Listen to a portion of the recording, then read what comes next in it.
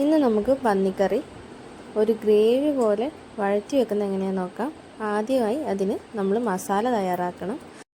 3 spoon meet മസാലയിലേക്ക് 1.5 spoon മുളക് പൊടിയും മല്ലിപ്പൊടിയും അത്യാവശ്യത്തിന് മഞ്ഞൾപ്പൊടിയും ചേർത്ത് നന്നായി ഒന്ന് മൂപ്പിച്ചെടുക്കണം.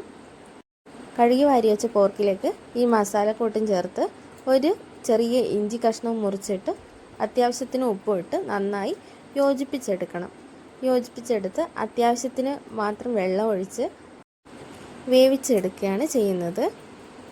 ഇനി ഇതിലേക്ക് വേണ്ട ഇൻഗ്രീഡിയൻസ് മുറിച്ചെടുക്കാം. ഒരു വെളുത്തുള്ളി മുഴുവനും ഒരു ഇഞ്ചിയും ചേർത്ത് അടിച്ചെടുക്കണം.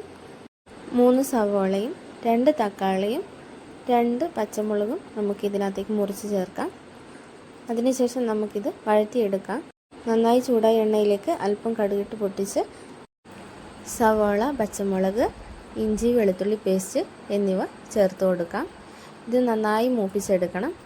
അല്പം ഉപ്പ് കൂടി ഇതിനകത്തേക്ക് ഇട്ട് കൊടുത്താൽ പെട്ടെന്ന് തന്നെ വഴറ്റി കിട്ടുന്നതാണ്.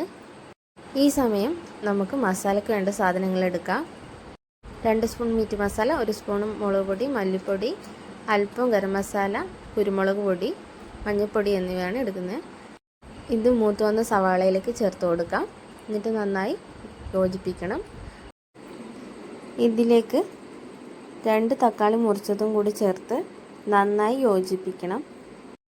ഈ സമയമൊക്കെ തന്നെ ചെറിയ തീയിൽ വഴറ്റിയെടുക്കാൻ ശ്രദ്ധിക്കേണ്ടതാണ്, അല്ലെങ്കിൽ അടിക്ക് പിടിക്കാൻ സാധ്യതയുണ്ട്. തക്കാളി ഒന്ന് വെന്ത് കിട്ടുന്നവരെ വെയിറ്റ് ചെയ്യാം. ഇനി ഇതിലേക്ക് വേവിച്ച് വെച്ച ഇറച്ചി ഇട്ട് കൊടുക്കാം. ആ വെള്ളവും കൂടി ചേർത്ത് കൊടുക്കാവുന്നതാണ്. ഇത് നന്നായി മിക്സ് ചെയ്ത് അടച്ചു വെച്ച് വേവിച്ചെടുക്കാം. വെള്ളം വറ്റി വഴണ്ടി വരുന്നതാണ് അതിൻ്റെ പരുവം. ഉപ്പ് നോക്കി ആവശ്യത്തിന് ഉപ്പും ഇട്ട് കൊടുക്കാം. അങ്ങനെ പന്നിക്കറി റെഡിയായി. ഇഷ്ടപ്പെട്ടാൽ കമൻറ്റ് ചെയ്യാൻ മറക്കരുത്.